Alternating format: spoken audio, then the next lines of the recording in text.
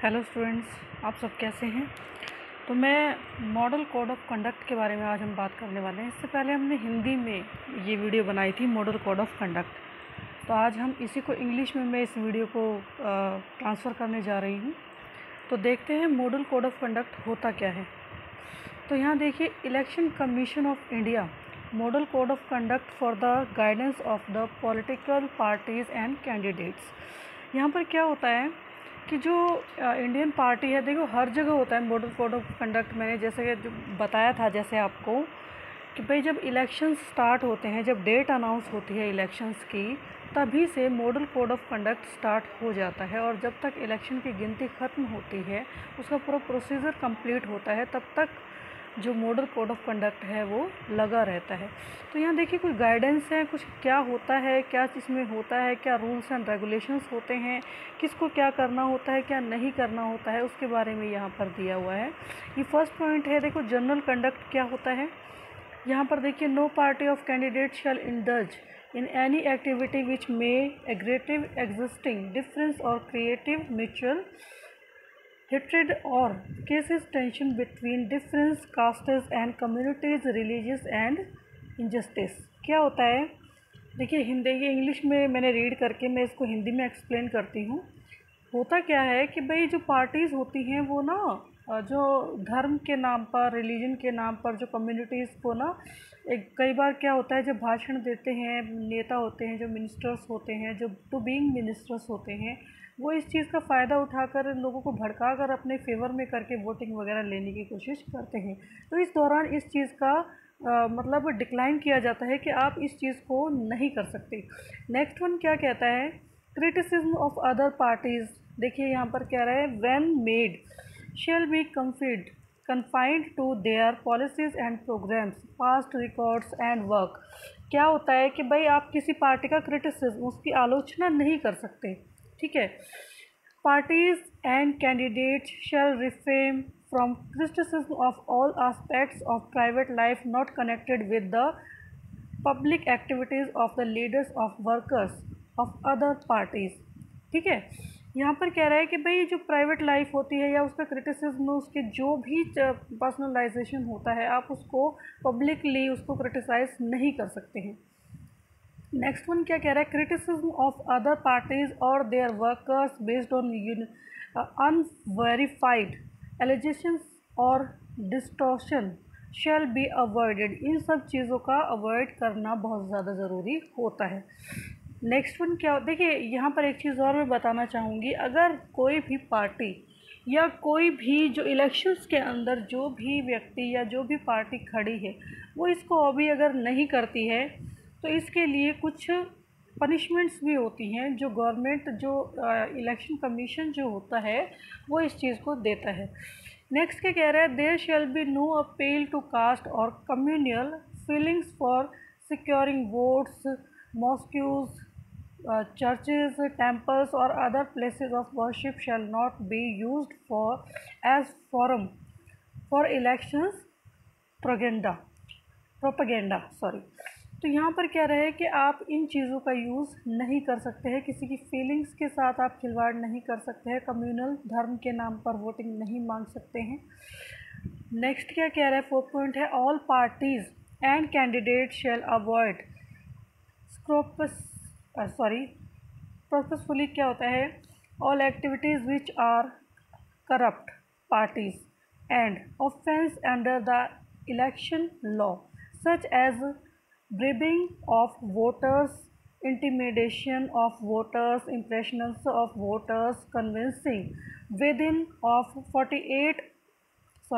100 meters of polling stations, holding public meeting during the period of 48 hours ending with the hour fixed for the close of the poll, and the transport and conveyance जो होता है of voters to and from polling station। क्या होता है, जितने भी voting का system होता है, देखिए यहाँ पर बताया गया है, ये 100 मीटर के अंदर होता है ना। अब नेक्स्ट बता रहा है, the right of every individual for peaceful and undisturbed home life shall be respected. Home however much the political parties or candidates may resent his political opinions or activities. Okay, organizing demonstration or picking before the houses of individuals by way of protesting against their opinions or activities shall not be resorted to under any circumstances. Okay, यहाँ पर देखिए क्या बताया था कि भाई जो भी होता है आप इंडिविजुअल अंडरस्टैंडिंग होनी चाहिए, किसी की फीलिंग्स को हर्ट नहीं होना चाहिए। जितने भी कैंडिडेट्स होते हैं, पार्टीज़ होती हैं, ठीक है, उनकी ओपिनियंस बहुत मैटर करती हैं। ऑर्गेनाइजेशन डेमोन्स्ट्रेशन ऑफ पिकिंग होता है। नेक्स्ट तो कह रहा है नो पॉलिटिकल पार्टी और कैंडिडेट शेल परमिट इट्स और his followers to make use of any individual's land, building, compound, wall, etc. without his permission. Okay. 4. Erecting flag staffs, suspending banners, passing notices, writing slogans, etc. यहाँ पर क्या कह रहा है कि भाई कोई भी पार्टी उसको जो अगर आपकी फॉलो करना है उसको अपने इंडिविजुअल्स लैंड पे, बिल्डिंग पर, जो भी एक्सेट्रा, वॉल पर जो भी अपना बैनर लगाना है, उसको अपने भाई फ्लैगिंग करनी है, अपना कोई जो उसका साइन होता है इलेक्शन का वो लगाना है, तो उसके लिए उसको जो है परमिशन की लेनी पड़ती है। नेक्स्ट क्या कहता है, political parties and candidates shall ensure that their supporters do not create obstructions in or break up meetings and processing organization by other parties. Workers or sympathizers of one political party shall not create disturbance at public meetings organized by another political party by putting questions orally or in writing or by disturbing leaflets or their own party. Processions shall not be taken out by one party along place at which meetings are being held by another party. Posters issued by one party shall not be removed by workers of another party. Next one is meetings. Another topic is meetings. तो कहाँ meetings हो सकती हैं, किस type की meetings आप कर सकते हैं, कैसी मीटिंग्स आप करेंगे। अगला पॉइंट है, the first point is the party और candidate shall inform the local police authorities of the venue and time any proposed meeting well in time so as to enable to the police to make necessary arguments for controlling traffic and maintaining peace and order. यहाँ the person is saying that कि अगर किसी भी party को कहीं पर भी कोई मीटिंग करनी है तो they have to take permission to the police. Okay. Next one is a party or candidate shall ascertain in evidence if there are any restrictive or prohibitory orders in force in the place proposed for the meeting. If such orders exist, they shall be followed strictly. Okay. If any exemption is required from such order, it shall be applied for any obtained well in time. Okay. There is some restrictions for the party जिनके बारे में यहाँ बताया गया है, ठीक है। Next one is if permission or licence is to be obtained for the use of loudspeakers or any other facility in connections with any purpose meeting, the party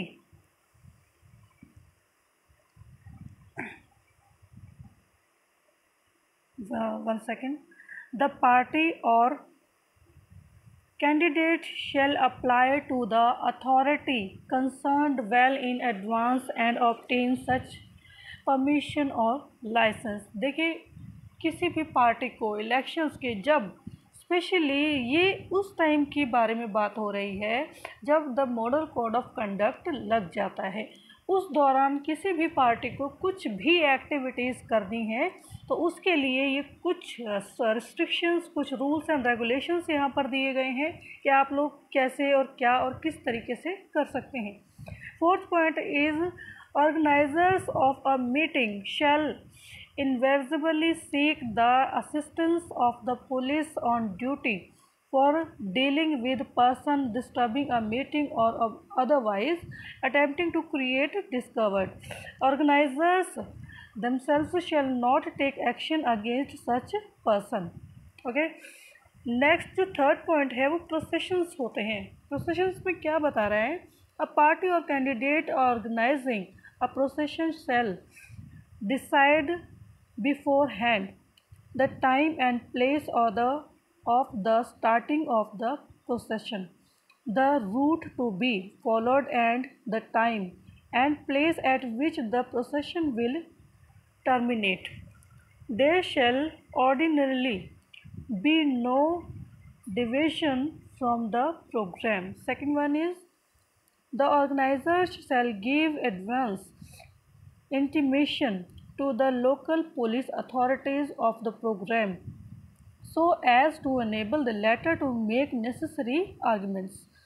Third is the organizers shall assert as certain if any restrictive orders are in force in the localities through which the procession has to pass and shall comply with the restrictions unless exempted especially by the competent authority. Any traffic regulations or restrictions shall also be carefully adhered to. Fourth point क्या कह रहा है? The organiser shall take step in advance to arrange the passing of the procession so that there is no block or hindrance to traffic. If the procession is very long, it shall be organized in segments of suitable lengths so that at convenient intervals, especially at points where the procession has to pass road junctions, the passes of held up traffic could be allowed by stages, thus avoiding heavy traffic conjunctions. तो यहाँ पर बता रहा है कि भाई आप इन चीज़ों का यूज़ नहीं कर सकते हो। The fourth one is procession shall be so regulated as to keep as much to the right of the road as possible, and the directions and advice of the police on duty shall be strictly complied with. Sixth point क्या कह रहा है? If two or more political parties or candidates purpose to take processions over the same route or parts thereof at about the same time, the organizers shall establish content well in advance and decide upon the measures to be taken to see that the processions do not clash or cause hindrance to traffic. The assistance of the local police shall be availed of for arriving at a satisfactory arrangement. Okay, for the purpose the parties shall contact the police at the earliest opportunity. Seventh point is the political parties or candidates shall exercise control to the maximum extent possible in the matter of processionists carrying articles which may be put to misuse by undesirable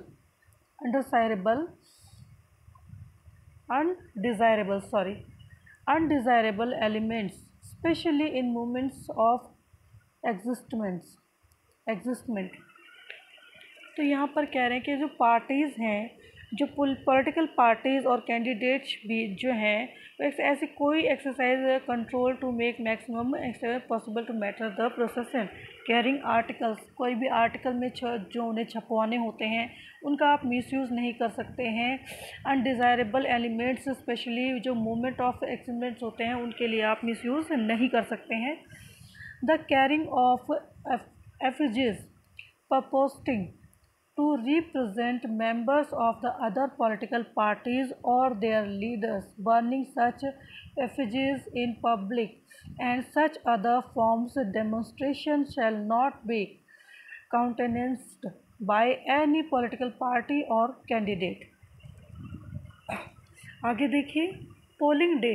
अब यहाँ पर बता रहे हैं कि भाई जब polling start हो जाती है, जब हम वोटिंग स्टार्ट करते हैं उस टाइम क्या रूल्स होते हैं, किस तरीके से वोटिंग सिस्टम होता है, क्या उसके बारे में रिस्ट्रिक्शंस होते हैं, किस तरीके से पोलिंग करनी होती है, किस किस एरिया के अंडर में होती है।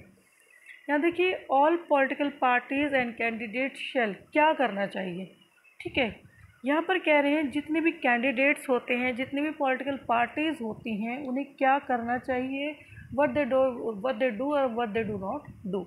ओके, तो then first point, cooperate with the officers on election duty to ensure peaceful and orderly polling and complete freedom to the voters to exercise their franchise without being subjected to any annoyances or obstruction।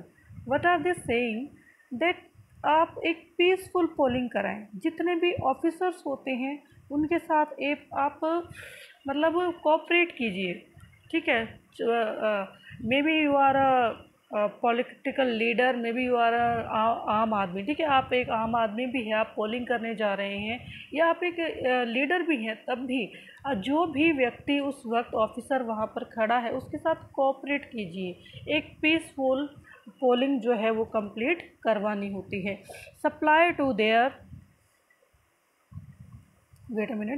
supply to their authorized workers suitable badges और identity cards. क्या होता है कि भाई उनको अपने identity card दीजिए, उनको आप अपने आइडेंटिटी कार्ड दीजिए, अपने बैग्स दीजिए, मतलब जिससे जो पोलिंग सिस्टम है वो easily peacefully without violence complete हो जाए। नेक्स्ट वो कह रहे हैं third point is agree that the identity slip, जो आप जब वोटिंग करने जाते हैं तो वहाँ पर आपको एक आइडेंटिटी स्लिप मांगी जाती है, दे वांट दैट, ओके, आपको वो देनी होती है। तो agree that the identity slip supplied by them to voters shall be on plain white paper and shall not contain any symbol, name of the candidate or the name of the party। Fourth point is refrain from serving or distributing liquor on polling day and during the 24 hours preceding it। Fifth is not allow unnecessary crowd to be elected near the camps set up by the political parties and candidates near the polling booths so as to avoid confrontation and tension among workers and sympathizers of the parties and the candidates। You should know that, okay, आपको वहाँ पर जब आप camps के पास जाते हैं there should be no unnecessary crowd, okay, ये चीज़ें ध्यान में रखनी होती हैं। Ensure that the candidates camps shall be simple, they shall not display any poster, flag, symbols or any other propaganda material। No eatable shall be served or crowd allowed to at the campus। Okay, क्या होता क्या है कि भाई कई बार क्या होता है कुछ भी खाने को देते हैं, कुछ उसमें मिसयूज़ भी हो सकता है उस चीज़ का। आप जिस चीज़ के लिए गए हैं उसको प्रॉपरली कंप्लीट करने के लिए ये चीज़ वहाँ पर अलाउड नहीं होती है। Seventh point is cooperate with the authorities in complying with the restrictions to be imposed on the playing of vehicles on the polling day and obtain permits for them। which should be displayed prominently on those vehicles. अब क्या next is polling booth. अब अगला point क्या आता है polling booths के बारे में। Expecting the voters no one without a valid pass from the elections commission shall enter polling booth. जो भी इलेक्शन कमीशन के थ्रू पास आउट नहीं होता है वो पोलिंग बूथ पर नहीं जा सकता है। ओके हम सभी को पोलिंग होने से पहले एक स्लिप दी जाती है अपने एरिया के अकॉर्डिंग, उसी के थ्रू हमारा पोलिंग होता है। तो 6th पॉइंट है observers. The election commission is appointing observers if the candidates or their agents have any specific complaint or problem regarding the conduct of elections. They may bring the same to the notice of the observer. Okay वो ये चीज़ों का ध्यान रखते हैं कि जो भी ऑब्जर्वर्स वहाँ खड़े हुए होते हैं, इलेक्शन कमीशन के थ्रू जो ऑब्जर्वर्स वहाँ खड़े किए जाते हैं उनका स्पेशली यही वर्क होता है कि भाई किसी को किसी तरह की कोई दिक्कत ना हो, जो पोलिंग सिस्टम है वो ठीक से कंप्लीट हो जाए। 7th point is party in power. अब one other thing is the party in power what whether at the center or in the state or states concerned shall ensure that no cause is given for any complaint that it has used its official position for the purposes of its election campaigns and in particular what particular is first is a point is the minister shall not combine their official visit with electioneering work and shall not also make use of official machinery or personnel during the electioneering work. Okay, आगे चलते हैं। Government transport including official aircrafts, vehicles, machineries and personnel shall not be used for furtherance of the interests of the party in power. Okay. Next one is public places such as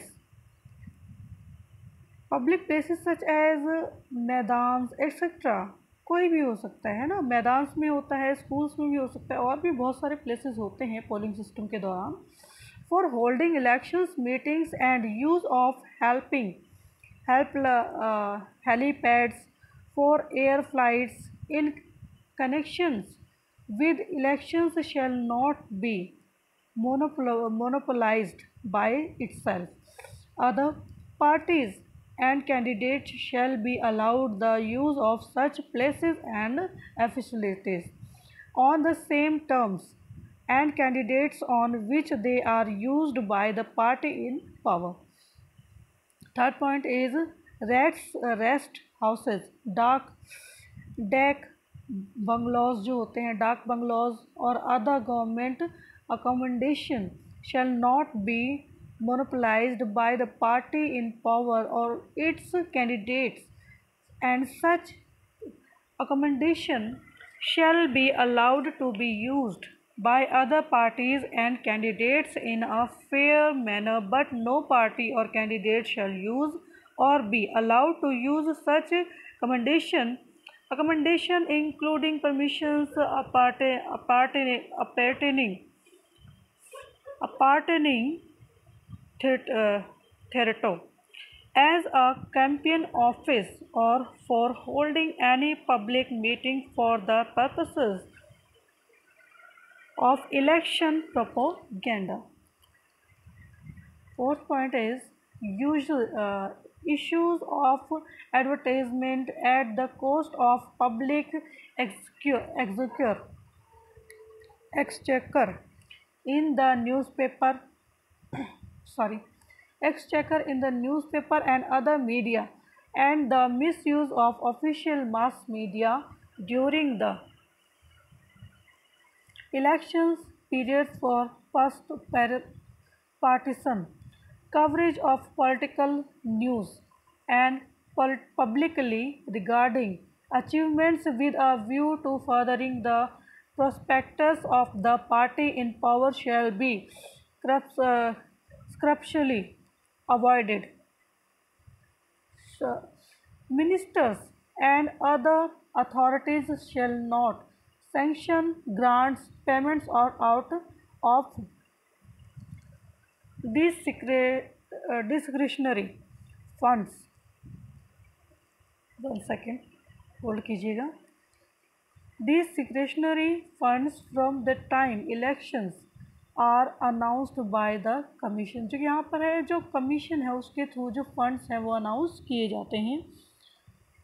One other, from the time elections are announced by the commission, ministers and other authorities shall not announces in any financial grants in any form of promises thereof, or except civil servants, lay foundations, stones, etc., of projects of schemes of any kind, or make any promises of constructions of roads, provision of drinking water facilities, etc., or make any ad hoc appointments in government, public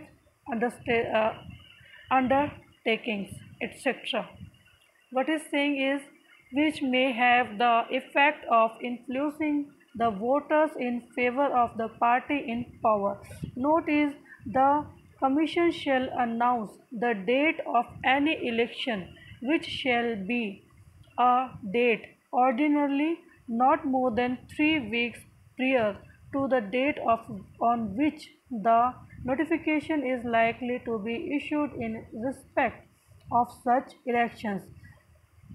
7th point is, ministers of central or state government shall not enter any polling station or place of counting except in their capacity as a candidate or voter or authorized agent. Okay, so guys, if you like my video, please share this video, subscribe this video. जो भी बच्चे नए हैं, अगर आप लोगों को मेरी वीडियो अच्छी लगी हो, so please do subscribe my channel. Okay, like कीजिएगा. जिसको भी मेरी वीडियो पसंद आई हो लाइक कीजिए, सब्सक्राइब कीजिए और do share. Please share this video कि ज़्यादा से ज़्यादा बच्चों को नॉलेजेबल हो सके. This is my first video in English, so please इस वीडियो को देख के सब्सक्राइब कीजिए, शेयर कीजिए. Thank you so much.